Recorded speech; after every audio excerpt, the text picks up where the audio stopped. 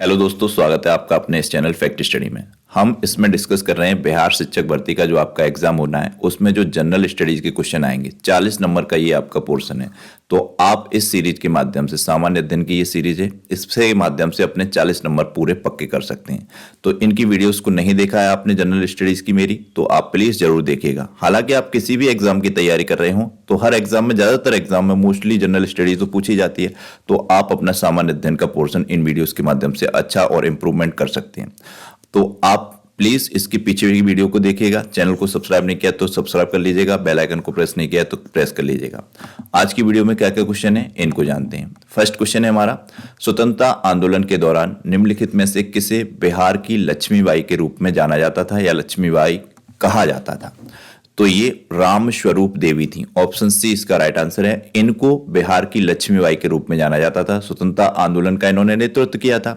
ये उस time active रही होंगी, इसीलिए इनका यहाँ पर जिक्र है। और बहुत बड़ी बात है, बिहार जैसे राज्य में जो आज भी इतना पिछड़ा हुआ है, उस टाइम 1942 में एक महिला नेतृत्व करती है किसी आंदोलन का, इतना बढ़ चढ़ कर भाग लेती है।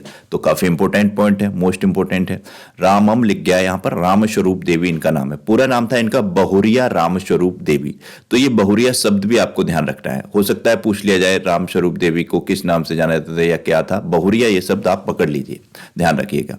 इन्हें कभी बिहार की लक्ष्मीबाई कहा जाता था। 1942 में बिहार के सारण जिले में भारत छोड़ो आंदोलन का नेतृत्व इनके द्वारा किया गया था। ये पॉइंट आप ध्यान रखिए, बिहार के सारण जिले में भारत छोड़ो आंदोलन का नेतृत्व राम स्वरूप देवी जी के द्वारा किया गया था।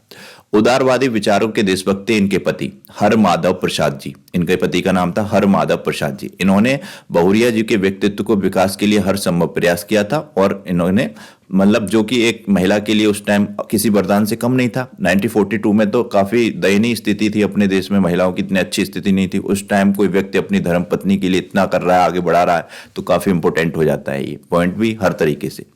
तो इन्होंने भी अपने पति के साथ हर सामाजिक गतिविधि में भाग लिया और बहुत कुछ सीखा, मतलब हर सामाजिक गतिविधि में भाग लेती थी और सीखती थी। तो ये आप ध्यान रखना है, मोस्ट इंपॉर्टेंट क्वेश्चन है और ये सभी पॉइंट भी। नेक्स्ट क्वेश्चन है हमारा, गांधी जी ने अपना पहला सत्याग्रह प्रयोग के लिए चंपारण जिले के मुख्यालय मोतिहार कब पहुंचे थे? तो गांधी जी अपने पहला चंपारण जो सत्याग्रह था, इन्होंने चंपारण से ही शुरू किया था। इन्होंने पहला सत्याग्रह का प्रयोग, तो ये यहां पर पहुंचे थे 15 अप्रैल 1917 को। ये डेट आपके लिए मोस्ट इंपोर्टेंट है। इस तरीके के क्वेश्चन भी एग्जाम में बनते हैं, बच्चे फिर कंफ्यूज हो जाते हैं और उनको क्वेश्चन हार्ड लगते हैं। हालांकि heavy moderate to hard level का क्वेश्चन, तो ध्यान रखना है। ये मोतिहार ये 15 अप्रैल 1917 को पहुंचे थे। पहला सत्याग्रह का प्रयोग इन्होंने चंपारण से ही शुरू किया था, इसी को चुना था। ये एक और डेट है, 10 अप्रैल 1917 को ये मुजफ्फरपुर पहुंचे थे। यहां पर ये अमोलवा गांव के संत राउत के घर पर रुके थे। इनकी जो टीम थी एक वकीलों की, इसमें शामिल थे ब्रज किशोर प्रसाद, राजेंद्र प्रसाद, अनुग्रह नारायण सिन्हा, राम प्रसाद और जेबी कृपलानी जी। इनके नाम भी आपको ध्यान रखने हैं। एक बार आप इन पॉइंटों को पढ़ लेंगे ध्यान से तो आप क्वेश्चन को आसानी से कर ले जाएंगे। कितना भी डीपली, कितना भी हार्ड लेवल का क्वेश्चन पूछ ले, आप अगर इन पॉइंटों को पढ़ते रहेंगे बार बार तो आप बहुत आसानी से क्वेश्चन को कर ले जाएंगे। और गांधी जी 15 अप्रैल 1917 को, ये आपको इसी मतलब क्वेश्चन से रिलेटेड है, ये पहुंचे थे मोतिहार। और 13 नवंबर 1917 को बरहर वैन लखन सेब में पहले बेसिक स्कूल की स्थापना की थी। एक पॉइंट पूछा जाता है, मोस्ट इंपोर्टेंट है, कि गांधी जी ने पहले बेसिक स्कूल की स्थापना कब की थी? 13 नवंबर 1917 को लखन सेन के बरहर वैन में, ये आपको ध्यान रखना है। 11 अप्रैल 1917 को गांधी जी ने किसानों की सहायता के लिए मुजफ्फरपुर में बिहार प्लांटर्स एसोसिएशन के मंत्री से मुलाकात भी की थी। ये भी आपको ध्यान रखना है। नेक्स्ट क्वेश्चन है, बिहार में होम रूल लीग के अध्यक्ष कौन थे? अब होम रूल लीग, यहां पर एनी बेसेंट जी वाले होम रूल लीग की बात हो रही है। आपको मैंने पिछले वीडियो में होम रूल लीग के बारे में डिटेल में बताया है, तिलक जी वाले होम रूल लीग के बारे में भी बताया है और एनी बेसेंट जी के होम रूल लीग के बारे में बताया है। इनकी स्थापना कब हुई थी, इन दोनों ही होम रूल लीग के मोटो वाक्य क्या थे, नारा इनके क्या दिए गए थे, कहां पर किस तरीके से शुरुआत हुई थी, इसके बारे में मैंने आपको डिटेल में बताया है पिछले वीडियोस में। तो प्लीज आप उन वीडियोस को जरूर देखिएगा और अपने जनरल स्टडीज के क्वेश्चंस को एक तरीके से पक्का कर सकते हैं आप। अगर इन वीडियोस को देखेंगे सभी को बहुत ध्यान से, आप एक भी क्वेश्चन नहीं छूटेगा आपका एग्जाम में, सभी क्वेश्चन को आप बना ले जाएंगे। तो इसका आंसर हो जाएगा मजहर उल हक। ऑप्शन बी इसका राइट आंसर हो जाएगा। बिहार में होम रूल लीग के अध्यक्ष थे मजहर उल हक, आपको ध्यान रखना है। यहीं पर उपाध्यक्ष की बात की जाए तो सरफराज हुसैन खान और पूर्णेंद्र नारायण सिन्हा, सरफराज हुसैन खान और पूर्णेंद्र नारायण सिन्हा ये उपाध्यक्ष थे इसी आंदोलन के। और इसके सचिव थे बैजनाथ नारायण सिन्हा। बैजनाथ नारायण सिन्हा बिहार में होम रूल जो आंदोलन हुआ था उसके सचिव थे, ये आपको ध्यान रखना है। तो ये सभी पॉइंट आप पढ़ लीजिएगा, इंपॉर्टेंट है। एक एक क्वेश्चन आप बड़े आसानी से बना ले जाएंगे इन पॉइंटों को पढ़ते रहेंगे तो। और बिहार में होम रूल आंदोलन बिहार में 1916 में शुरू हुआ था, ये भी आपको ध्यान रखना है, इंपॉर्टेंट है। अली बंधु शौकत और मोहम्मद अली द्वारा भारत में किस आंदोलन का नेतृत्व किया गया था? तो आपको मालूम होना चाहिए, अली बंधु थे ये, तो इनके द्वारा खिलाफत आंदोलन चलाया गया था भारत में। ऑप्शन डी ये इसका राइट आंसर है, ध्यान रखना है। खिलाफत आंदोलन चलाया गया था शौकत अली बंधु के द्वारा, इनके द्वारा। और ये कब शुरू हुआ था? 1919 से 1924 तक ये शुरू हुआ था। महात्मा गांधी जी ने भी इस आंदोलन का सपोर्ट किया था, आपको मालूम होना चाहिए। तो खिलाफत आंदोलन की शुरुआत अली बंधुओं के द्वारा की गई थी। अखिल भारतीय खिलाफत समिति का गठन 1919 में किया गया था। इस समिति में अली बंधुओं के अलावा मौलाना अबुल कलाम आजाद, अजमल खान और हसरत मोहिनी भी शामिल थे। ये तीनों नाम आपको ध्यान रखने हैं, एग्जाम में पूछे जाते हैं कि जो खिलाफत आंदोलन में था उसमें कौन कौन व्यक्ति थे, या ऐसे पूछ ले या इनमें से कौन नहीं थे। तो आपको जब ये नाम पता होंगे तभी आप क्वेश्चन को बना पाएंगे। खिलाफत आंदोलन भारत में मुस्लिम समुदायों के बीच एकता के प्रतीक के रूप में ओटोमन खलीफा को बचाने के लिए था। हालांकि ये जो खलीफा की पदवी होती थी, गद्दी, उसको बचाने के लिए इन्होंने ये आंदोलन को शुरू किया था, इसमें ये भी एक पॉइंट था। और 17 अक्टूबर 1919 को खिलाफत दिवस भी मनाया गया था, ये भी पॉइंट आप ध्यान रखें। भौमजल स्तर के नीचे कठोर चट्टानों की परतों के बीच भंडारित भौमजल को क्या कहते हैं? इंपॉर्टेंट पॉइंट है कि जो भूमि के अंदर जल होता है, ये कठोर चट्टानों की परतों के बीच जो भंडारित है, इसको कहते हैं जल भर। ऑप्शन बी इसका राइट आंसर है। या भूजल भी कह सकते हैं इसको। हालांकि ये भूमि का जल आपको कंफ्यूज कर सकता है, तो ये इसको नहीं कहा जाता है, इसको जल भर या भूजल कहा जाता है, यह ध्यान रखना है। जमीन में एक यहाँ पर ये पॉइंट है, एग्जाम में पूछा गया है, तो इस पॉइंट को भी पढ़ लीजिएगा। जमीन में पानी रिसने की प्रक्रिया को क्या कहते हैं? तो ये अंतः स्पंदन कहते हैं। ये भी पूछा गया है, जो पिछले एग्जाम्स हुए हैं उनमें। हो सकता है आपके एग्जाम में भी ये क्वेश्चन बन जाए, तो इसलिए मैंने इस पॉइंट को ऐड कर रखा है स्पेशल रूप में। हालांकि बनाता तो मैं इसको एक अलग क्वेश्चन के रूप में बना देता। बहुत से बच्चे कहते हैं कि आप 50 क्वेश्चन कराइए। 50 क्या, मैं इसमें 100 क्वेश्चन बन जाएंगे इन पॉइंटों के माध्यम से, और मैं बराबर खटाखट कर दूंगा, थंबनेल में भी लिख दूंगा 50 या 100 क्वेश्चन की करिए प्रैक्टिस। परंतु मुझे लगता है ये तरीका ज्यादा बढ़िया है, एक क्वेश्चन उसके साथ ये पॉइंट्स। तो आप इसको वीडियो को ध्यान से देखेंगे और ध्यान से ही सुनेंगे, तो आप बड़े आसानी से आपके ध्यान में ये क्वेश्चन रह जाएंगे और बड़े आसानी से एग्जाम में आप इनको कर ले जाएंगे। तो ये 2 पॉइंट आपको क्लियर हो गए, ध्यान रखना है। नेक्स्ट जो हमारा क्वेश्चन है वो है, अधिकांश पक्षी अपना सिर कई बार हिलाते हैं, ऐसा क्यों करते हैं? तो ये इसलिए करते हैं क्योंकि इनकी आंखें स्थिर होती हैं तथा ये हिल नहीं सकती। जब आंखें स्थिर हैं, हिल नहीं सकती, तो आदमी गर्दन हिला के इधर उधर देखेगा। आदमी क्या मतलब पक्षी जिनकी भी आंखें स्थिर होंगी और वो सभी इसी प्रक्रिया से वो देखेगा अपने आसपास। तो ये सिंपल सा है क्वेश्चन और ये पूछा जाता है। और सीटेट में तो ये क्वेश्चन बहुत बार रिपीट हुआ है। ये सेम क्वेश्चन सेम हूबहू सीटेट में कई बार रिपीट हुआ है।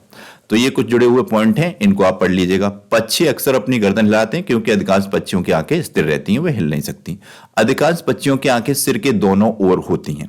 पक्षियों की आंखें एक समय में 2 अलग अलग चीजों पर ध्यान केंद्रित कर सकती हैं। इस पॉइंट से भी क्वेश्चन बना है। जब वे सीधे आगे देखते हैं तो उनकी दोनों आंखें एक ही वस्तु पर केंद्रित होती हैं। उल्लू की आंखें सिर के सामने होती हैं। ये भी क्वेश्चन पूछा गया है, किस पक्षी की आंखें सिर के ठीक सामने होती हैं? तो ये उल्लू की होती हैं।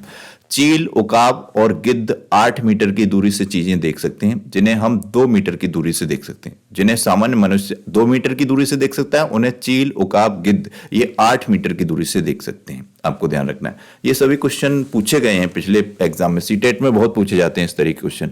हालांकि ये पर्यावरण का क्वेश्चन है, ईवीएस का, ईवीएस वाले पोर्शन में आता है।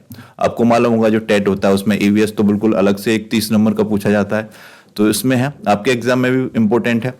नेक्स्ट है, ऊंचा, शुष्क, सूखा और चपटा क्षेत्र जिसे ठंडा रेगिस्तान कहते हैं, हमारे देश का वह भाग है जिसका नाम क्या है? तो ऊंचा, शुष्क, सूखा और चपटा क्षेत्र जिसे ठंडा रेगिस्तान कहते हैं, हमारा देश का ये लेह लद्दाख का भाग है। Option C. हमारे देश का एकमात्र ठंडा रेगिस्तान कौन सा है? लेह लद्दाख का रेगिस्तान। इंपॉर्टेंट है, ध्यान रखना है। शीत मरुस्थल वे मरुस्थल हैं जिनमें अत्यधिक सर्दियां होती हैं। वे रेगिस्तान आमतौर पर पहाड़ी इलाकों में होते हैं। लद्दाख भारत का एकमात्र शीत मरुस्थल है जो हिमालय में स्थित है। इंपॉर्टेंट पॉइंट है, पूछा जाए कि भारत का एकमात्र शीत मरुस्थल कौन सा है या ठंडा रेगिस्तान कौन सा है, तो ये लेह लद्दाख है। यह मानसून से प्रभावित नहीं होता है क्योंकि यह हिमालय की वृक्ष छाया के क्षेत्र में स्थित है। मानसून से प्रभावित क्या होगा, ये बहुत ऊंचे ऊंचे पहाड़ है, यहाँ पर इतना मानसून इधर जा ही नहीं पाता है, तो यहाँ पर बारिश भी बहुत कम होती है, 10 सेंटीमीटर जितनी कम बारिश होती है, बहुत ही कम, ध्यान रखना है। नेक्स्ट क्वेश्चन है, माउंट एवरेस्ट पर्वत चोटी की समुद्र तल से ऊंचाई क्या है, तो ये 8,848 मीटर इसकी ऊंचाई है। ऑप्शन सी इसका राइट आंसर। हालांकि आपको लगेगा इजी क्वेश्चन है, परंतु इंपोर्टेंट है आपके लिए, तो डालना जरूरी है। हमें तो इजी, मॉडरेट, हार्ड सभी तरीके के क्वेश्चन करने हैं।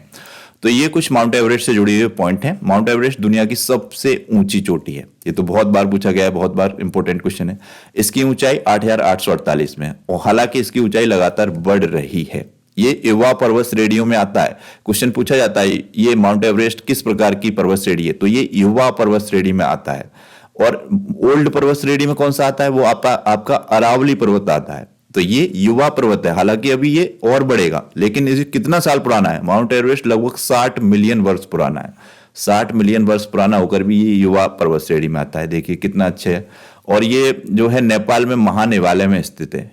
हिमालय कई भागों में बटा हुआ है, तो ये जो एवरेस्ट है ये महान हिमालय वाले पार्ट में स्थित है। यह नेपाल और चीन की सीमा के साथ चलता है।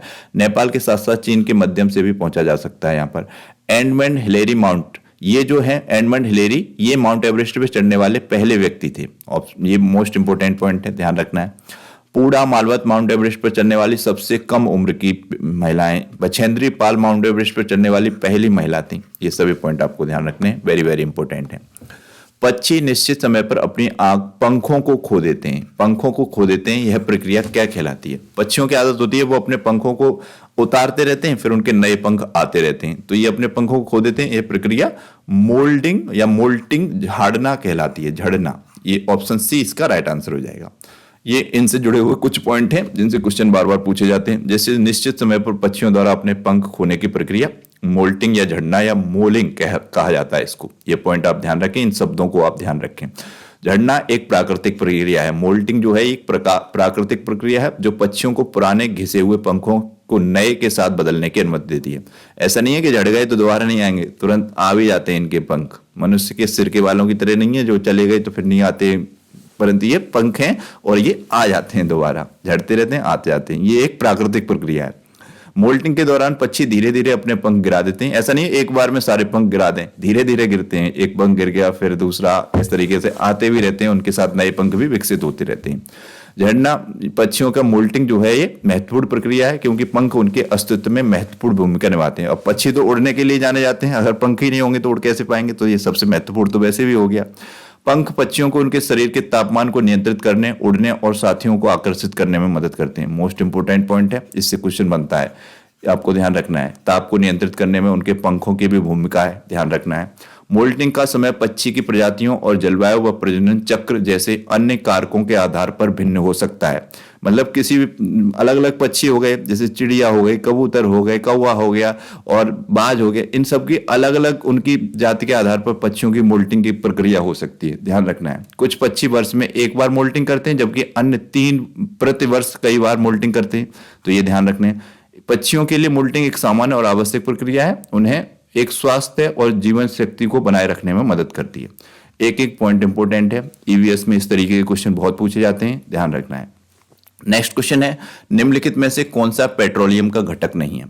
पेट्रोलियम के घटक कौन कौन से होते हैं, जैसे आपको मालूम है डीजल होता है, मिट्टी का तेल होता है, पैराफिन मोम होता है, तो इसमें पेट्रोल, पैराफिन मोम ये दोनों तो पेट्रोलियम के घटक हैं। कोक या कोयला ये पेट्रोलियम का घटक नहीं होता है, ये अलग निकलता है। हालांकि पेट्रोलियम भी धरती में से ही निकलता है, परंतु ये कोयला ये अलग है, पेट्रोलियम से अलग है, तो ये ऑप्शन सी इसका राइट आंसर हो जाएगा। अब यहाँ पर ये पेट्रोलियम से जुड़े हुए पॉइंट हैं। पेट्रोलियम एक गहरा तेलीय तरल है, पदार्थ है। पेट्रोलियम शब्द की उत्पत्ति पेट्रा चट्टान और ओलियम तेल से हुई है क्योंकि यह पृथ्वी के नीचे चट्टानों के बीच खनन किया जाता है। इसमें एक अप्रिय गंध होती है। पेट्रोलियम का निर्माण समुद्र में रहने वाले जीवों से हुआ है, यह भी ध्यान रखें, इंपॉर्टेंट पॉइंट है। यह विभिन्न घटकों जैसे petroleum gas, petrol, diesel, snake तेल, पैराफिन, मोम आदि का मिश्रण है। ये देखिए पेट्रोलियम के घटक आ गए।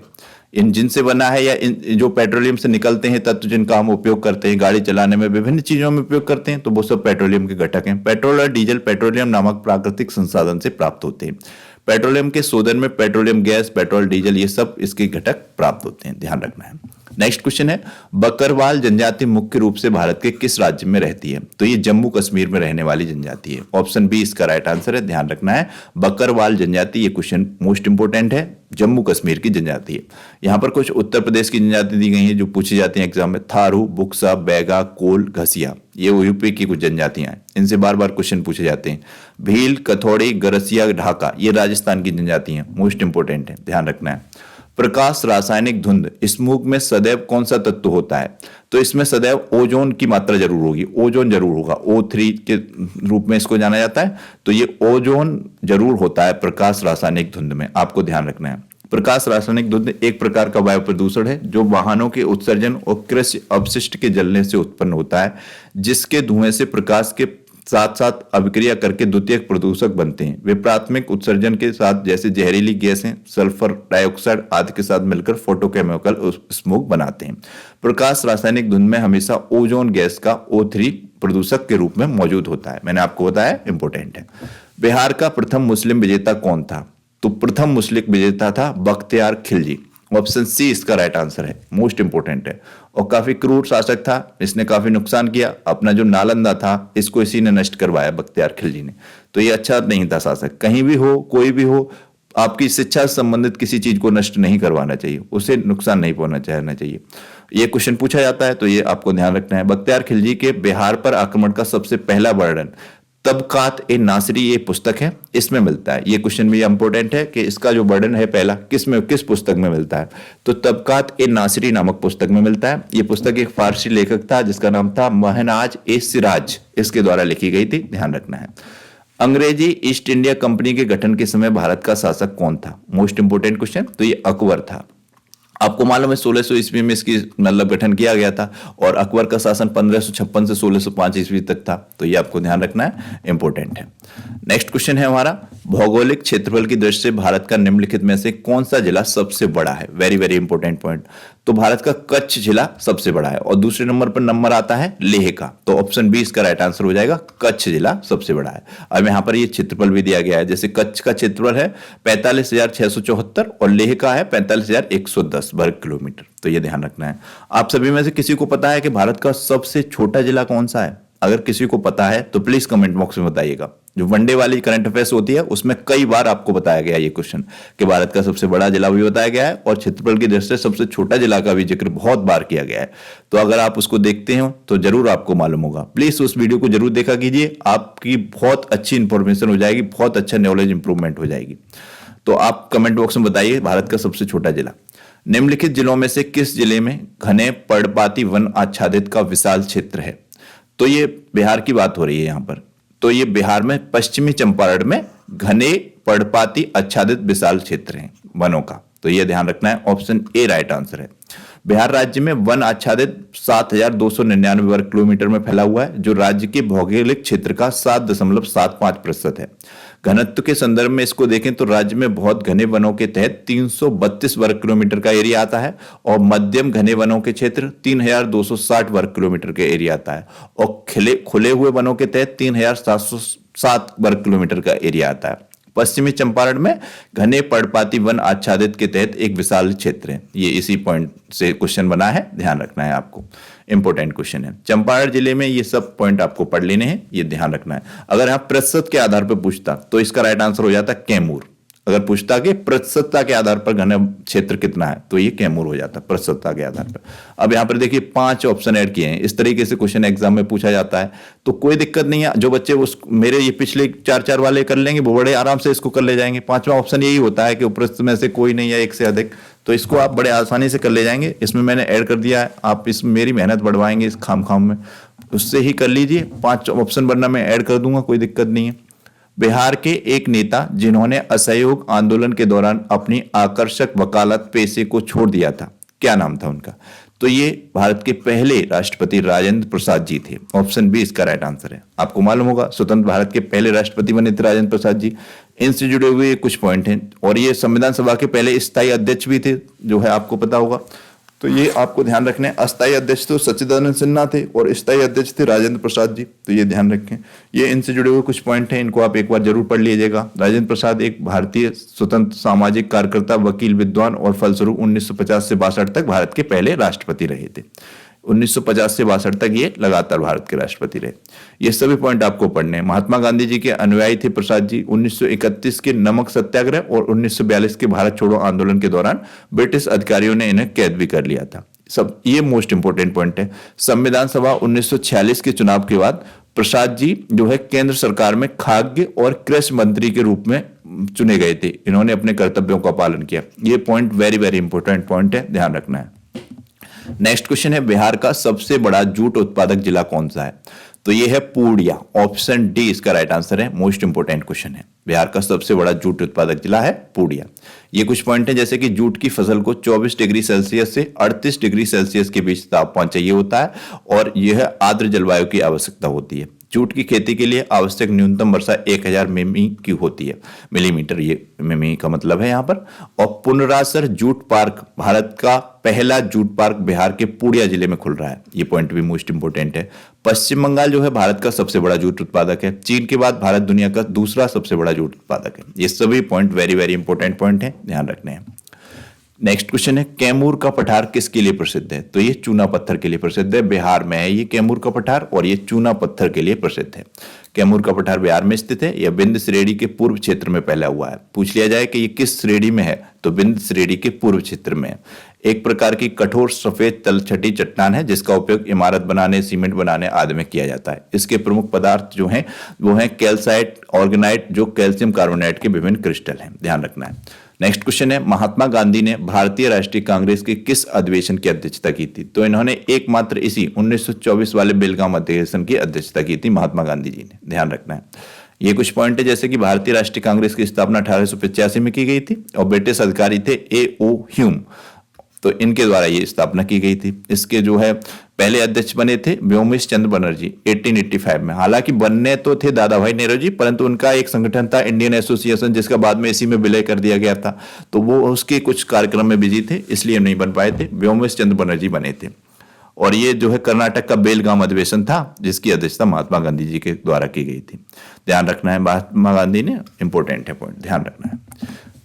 अब ये थे आपके क्वेश्चन आज की वीडियो के, जो कि सामान्य अध्ययन से लिए गए थे। आपको ये क्वेश्चंस कैसे लग रहे हैं कमेंट बॉक्स में अपना फीडबैक दीजिएगा। और मेरी आपसे हम्बल रिक्वेस्ट है, प्लीज वीडियो को पूरा देखिएगा, लाइक और शेयर साथ में जरूर जरूर कीजिएगा। व्यूअर्स की बहुत कम है, बहुत कम लोग इसको देख रहे हैं, तो प्लीज व्यूअर्स थोड़े बढ़ेंगे तो मुझे भी मोटिवेशन मिलेगा। तो ये आपका काम है, आपकी जिम्मेदारी है। वीडियो को पूरा देखना है अंत तक बिना स्किप किए, और पूरा वीडियो को देखने के साथ साथ लाइक और शेयर जरूर करना है। ये क्वेश्चन है जो कि पिछले वीडियो से मैंने लिया है। अगर आपने पिछला वीडियो देखा होगा तो इस क्वेश्चन को आप जरूर कर ले जाएंगे। मुगल काल के दौरान मनसबदारों को अपना वेतन राजस्व कार्यों के रूप में प्राप्त होता था। इसे क्या कहा जाता था? 4 ऑप्शन दिए गए हैं, इनमें से आपको राइट आंसर बताना है। और आपको ये सभी वीडियो देखने हैं बिहार शिक्षक भर्ती की परीक्षा की तैयारी करने के लिए, तो मोस्ट इंपोर्टेंट है ही। आप इन वीडियोस के माध्यम से पूरा 40 नंबर की तैयारी कर सकते हैं। और भी किसी एग्जाम भी कर रहे हैं तैयारी, जीएस के पोर्शन तो इंपोर्टेंट है, उसके लिए भी आप इन वीडियोस को देख सकते हैं। चैनल को सब्सक्राइब नहीं किया है तो प्लीज सब्सक्राइब कीजिएगा, बेल आइकन को प्रेस कीजिएगा, क्वेश्चन का आंसर जरूर कीजिएगा। Thank you so much.